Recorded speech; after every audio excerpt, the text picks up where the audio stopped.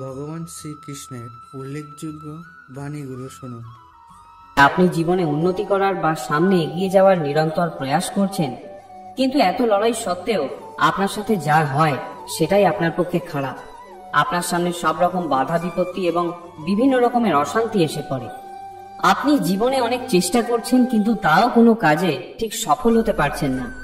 আপনি ভগবানের ওপরেও অনেক বিশ্বাস এবং ভরসা রাখেন, কিন্তু তা সত্ত্বেও আপনি কোনো ফল পাচ্ছেন না। তাহলে আজকের এই গল্পটি আপনাকে দারুণভাবে অনুপ্রাণিত করবে। আপনার জীবনের কঠিন সময়, যখন আপনার নিজের ভাগ্যকে খুব খারাপ মনে হবে এবং মনে হবে যে আপনার জীবনে ভালো কিছু আর হতেই পারে না, তখন এই গল্পটার কথা মনে করে আপনি মনের মধ্যে নতুন বল খুঁজে পাবেন, নতুন আশা খুঁজে পাবেন। এই গল্পটা আপনাকে কখনোই হেরে যেতে দেবে না। তাহলে চলুন আজকের এই ছোট এবং সুন্দর গল্পটা শুনে নেওয়া যাক। বন্ধুরা, ভিডিওটি শেষ অবধি দেখুন। যদি ভিডিওটি আপনাদের ভালো লেগে থাকে তাহলে ভিডিওর শেষে একটি লাইক করতে ভুলবেন না। তাহলে চলুন দেরি না করে শুনে নেওয়া যাক সেই সুন্দর ছোট গল্পটি। গল্পটি এমন একজন ব্যক্তিকে নিয়ে যে পেশায় একজন জেলে। সেই ব্যক্তি প্রতিদিন জাল নিয়ে নদীতে মাছ ধরতে যায় এবং নদী থেকে মাছ ধরে এনে প্রত্যেকদিন সে বাজারে বিক্রি করে। সেই জেলেটির নাম ছিল রাজা এবং সেই ব্যক্তির ভগবানের উপরে অগাধ বিশ্বাস ছিল। সে যখনই বিপদে পড়ে তখনই ভগবানের উপরে তার এতটাই বিশ্বাস থাকে যে সে জানে সেই বিপদ থেকে কোনো না কোনো ভাবে ভগবান তাকে ঠিকই রক্ষা করবেন। এই বিশ্বাসের জোরে সব সময় ছোটখাটো অনেক রকম বিপদ থেকে সে রক্ষাও পেত, কারণ সে প্রত্যেকদিন নদীতে এবং সমুদ্রে মাছ ধরতে যেত এবং তার সামনে প্রায়শই বিপদ আসতে থাকত। প্রত্যেক দিনের মতো একদিন রাজা তার ছোট্ট নৌকাটা নিয়ে সমুদ্রে মাছ ধরতে যায়, কিন্তু সেদিন তার একটা বড় বিপদ ঘটে যায়। মাঝ সমুদ্রে থাকাকালীন হঠাৎ বিশাল ঝড় ওঠে এবং সেই ঝড় তার নৌকাকে ঘিরে ধরে, যার ফলে তার ছোট্ট নৌকাটি ধীরে ধীরে ডুবতে শুরু করে। সে তার অভিজ্ঞতা দিয়ে বুঝতে পারে যে এই নৌকাকে কোনো মতেই বাঁচানো সম্ভব নয়। তাই সেই ব্যক্তিটি সেই মুহূর্তে সমুদ্রে ঝাঁপ দিয়ে পড়ে এবং অনেকক্ষণ ধরে সাঁতার কেটে একটা দ্বীপে গিয়ে ওঠে। দ্বীপে পৌঁছে ব্যক্তিটি দেখে যে সেখানে বেশ কিছুটা জঙ্গল এবং ফাঁকা জায়গা রয়েছে, কিন্তু এরকম একটা নির্জন দ্বীপে এসে ওঠার পরেও ভগবানের ওপর থেকে তার ভরসা চলে যায় না, বরং সে ভগবানকে ধন্যবাদ জানায় যে এত বড় বিপদ থেকে তিনি তাকে রক্ষা করেছেন এবং তার জীবন বাঁচিয়েছেন। কিন্তু এরপর ব্যক্তিটির কাছে সব থেকে বড় সমস্যা এটাই ছিল যে এত বড় মাঝ সমুদ্রের মধ্যে এই ছোট্ট দ্বীপে তাকে কেউ কিভাবে খুঁজে পাবে, বা সেই বা অন্য কারোর সাথে যোগাযোগ করবে কিভাবে, কিভাবে সে নিজের বাড়িতে ফিরতে পারবে, বা সে আদৌ তার বাড়িতে ফিরতে পারবে কিনা। এই সব ভেবে তার খুব দুশ্চিন্তা হতে শুরু করলো। কিন্তু তারপরেই সে ভাবে এই মুহূর্তে কিছু করার নেই। তার থেকে এই জায়গা দিয়ে যদি কোনো নৌকা বা জাহাজ যায় তাহলে সে তাকে হাত দেখিয়ে তাদের থেকে সাহায্য চেয়ে নেবে এবং তারা হয়তো তাকে রক্ষাও করবে। এই সমস্ত কথা চিন্তা করতে করতে অনেকটা সময় পার হয়ে যায়। এরপর সেই ব্যক্তিটির অর্থাৎ রাজার খুব খিদে পায় এবং সে জঙ্গলের দিকে গিয়ে খোঁজার চেষ্টা করে যে সেখানে কোনো ফলের গাছ আছে নাকি। যদি কোনো ফলের গাছ সে পায় তাহলে সেই ফল খেয়ে সে খিদে মেটাতে পারবে। তারপরে জঙ্গলের মধ্যে থেকে কিছু ফলের গাছ থেকে সে ফল এনে খায় এবং পুরো রাত সেখানেই কাটিয়ে দেয়। পরের দিন সকালে সে আবার সমুদ্রের পাড়ে গিয়ে অপেক্ষা করতে শুরু করে। সে অপেক্ষা করতে থাকে যাতে সেই স্থান দিয়ে যদি কোনো জাহাজ বা নৌকা যায় সে তাদের হাত দিয়ে ইশারা করবে এবং সেই পরিস্থিতি থেকে হয়তো রক্ষাও পাবে।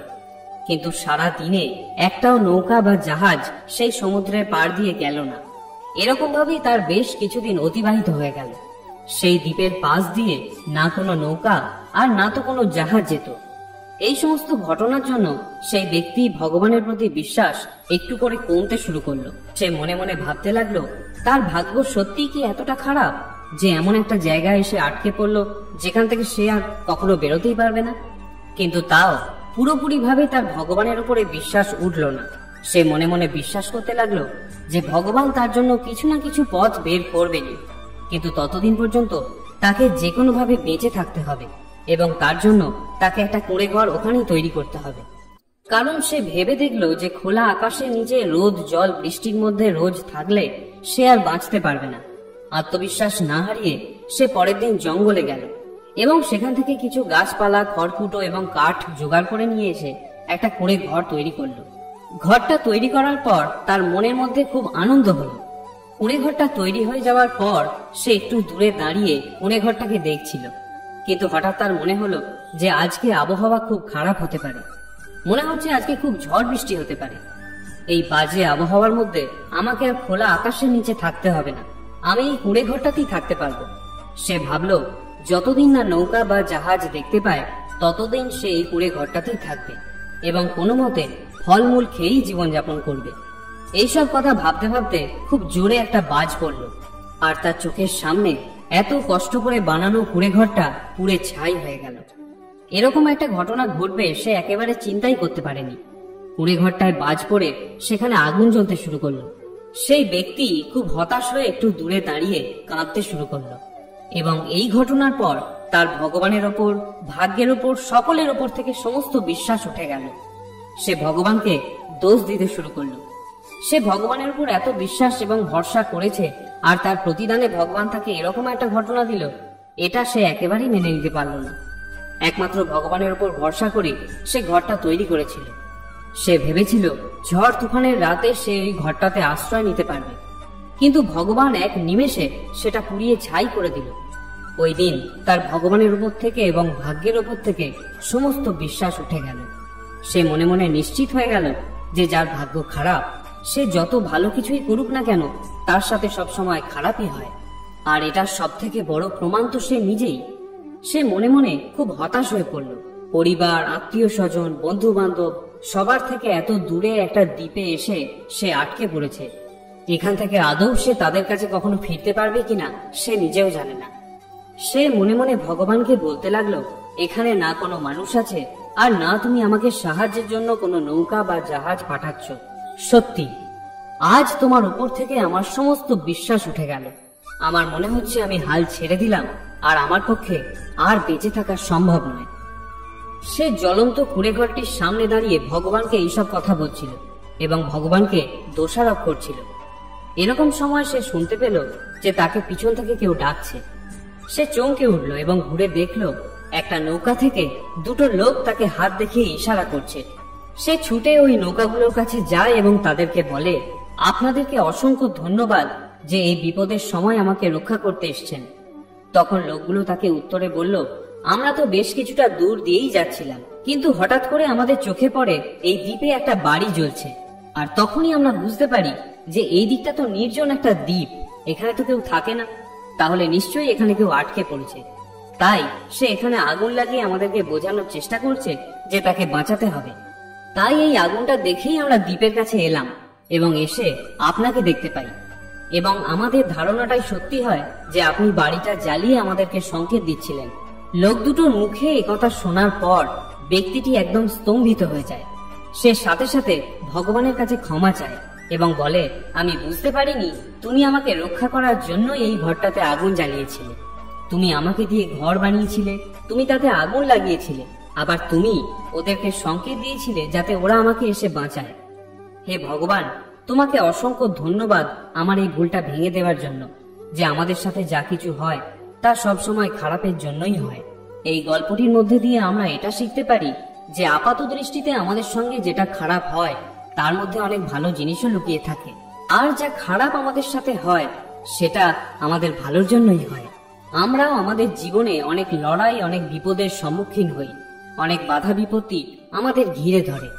আর এইসব বাধাগুলো যখন আসে তখন আমরা যত ভালো কাজই করতে যাই না কেন সেগুলো উল্টে খারাপই হয়ে যায়।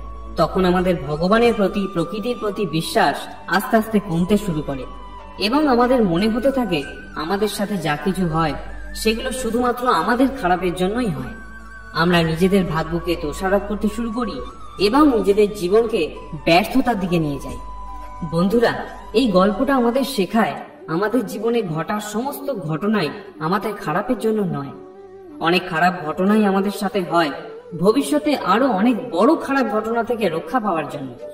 সেটা আমরা সেই পরিস্থিতিতে দাঁড়িয়ে বুঝতে না পারলেও ভবিষ্যতে গিয়ে ঠিকই বুঝতে পারি। আপনার সাথেও যদি এরকম ক্রমাগত চেষ্টা করার পরেও খারাপ ঘটনা ঘটতেই থাকে এবং আপনার যদি মনে হয় যে আপনার সাথে ভালো কিছু হতেই পারে না বা ভগবানের উপর থেকে আপনার বিশ্বাস উঠতে শুরু করে, তাহলে আমি বলবো আপনি নিজের উপর এবং ভগবানের উপর ভরসা রাখুন। তাহলেই দেখবেন পরবর্তীকালে এমন কোনো না কোনো ঘটনা আপনার সাথে ঘটবেই, যেটা আপনাকে বুঝিয়ে দেবে যে ওই খারাপ ঘটনাটা আপনার ভালোর জন্যই ঘটেছিল। তাহলে বন্ধুরা, আজকে এখানেই শেষ করলাম। যদি ভিডিওটি থেকে আপনি কিছু শিখতে পারেন তাহলে একটি লাইক করতে ভুলবেন না। দেখা হবে পরে আরেকটি ভিডিওতে। ততক্ষণের জন্য ভালো থাকবেন।